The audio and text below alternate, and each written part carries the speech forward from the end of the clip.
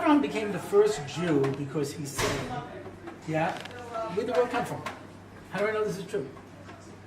He started looking around, he started searching, he started looking for the truth. That's how a person becomes a Jew. A person becomes a Jew by saying, first and foremost, is this true or not? Because everybody could think that what they're doing is correct, right?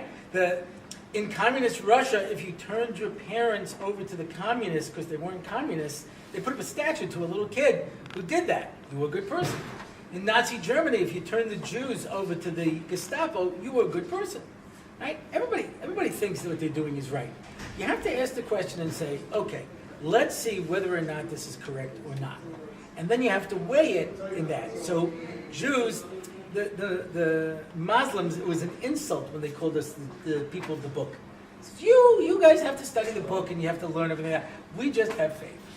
We Jews are notoriously not good with faith. That's what Moshe said right away. Am kshei orifim. They're stiff-necked people. You understand? It's got to be proven to them. You have a Gemara. I remember Usher Wade, he was a Baptist minister converted to Judaism.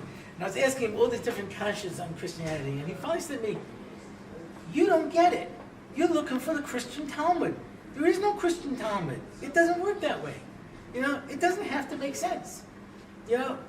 That's why until the Reformation, it was forbidden for a Christian to read the New Testament. Henry VIII almost killed his last wife because she was reading the Bible, because they don't want you reading this thing. You'll start asking questions. It says in John 2:30 like this, but it says in Mark like that. How do we answer it up? You know what I mean?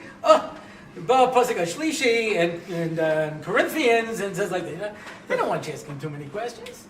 It's built on contradictions. By us, everything has to make sense. I had a girl who was a born-again Christian, and she came on the Jerusalem Fellowship. She was converted to Judaism.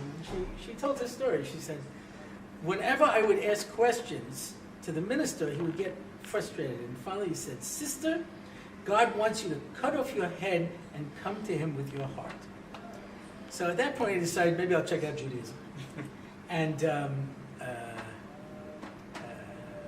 so because I went to a rabbi, no rabbi ever said that to me. The problem was I couldn't get them to stop talking. You'd ask them a question, go, "Oh, that's a good question. Ask better." Because you could say like this and like this and like this. That's going to go into the Rambam. But what are you going to do with the Rabbis? So you have to say like this. He goes, "Okay, I don't really care that much." He goes, "Wait a second. That's all going to be good. But when you look at Shulchan Aruch, you'll see that he comes down like the Rabbit, and yet he brings the whole up like a, so we have a kasha. How do we answer? That's what we Jews do. We ask questions. We drive people crazy with questions. And like somebody once said, the best guy in the yeshiva is the one who, when the Rosh Yeshiva is giving the pilpul shir that he spent weeks preparing, asks the question that knocks the whole thing off. In Catholicism, they have something like that. It's like the Pope says something and you prove that he's wrong. It's called excommunication, because then you don't go to heaven. You're not allowed to question. Infallibility law means that doctrine. Infallibility doctrine means that the Pope is always right, and if you think he's wrong, it's because you are. So we don't work that way. So that's why the first question you have to ask yourself is this true?